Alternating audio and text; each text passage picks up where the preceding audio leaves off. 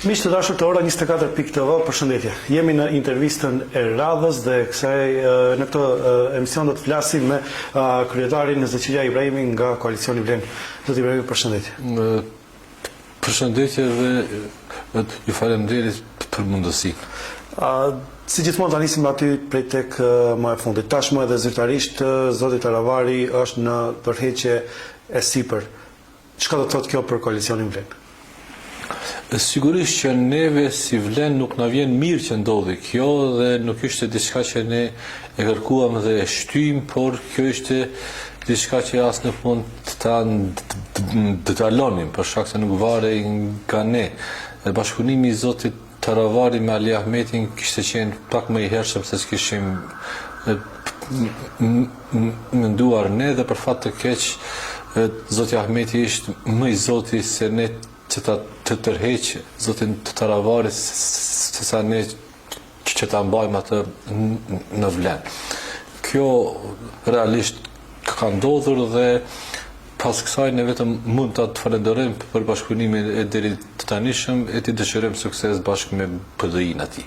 Çka po ndodh për momentin në Vlen, si po menaxhohet gjithë kjo situatë, pasi që ka zëra të ndryshëm tash, ata që mundohen partitë politike, të paktën ne që jemi gazetarë pak më shumë përvojë, mundohen ta stabilizojnë një situatë me lajme me spina me kundër spina.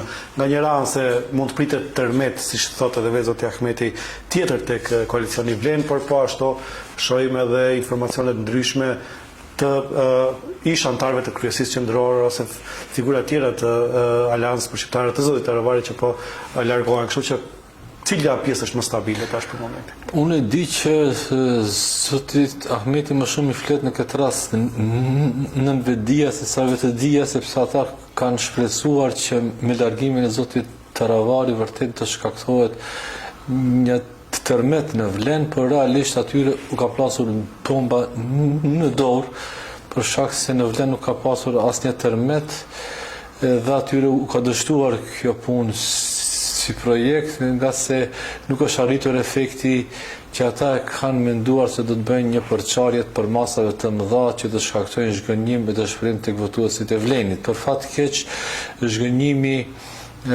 është shkaktuar vetëm tek mbështetësit aktivistët dhe votuesit e Aleancës për Shqiptarët, të cilët siç jemi të informuar me shumicë po distancohen nga zoti Taravari për shkak të koketimit që ai e bën me PD-in, dhe realisht ky si projekt u ka dështuar atyre. Vleni vazhdon të përfaqësojë ato 107.000 votuesi që kanë mbështetur në zgjedhjet e 8 majit të vitit 2024 dhe nuk ka asnjë ndryshim. Sigurisht që pas kësaj zotit Ahmeti duhet të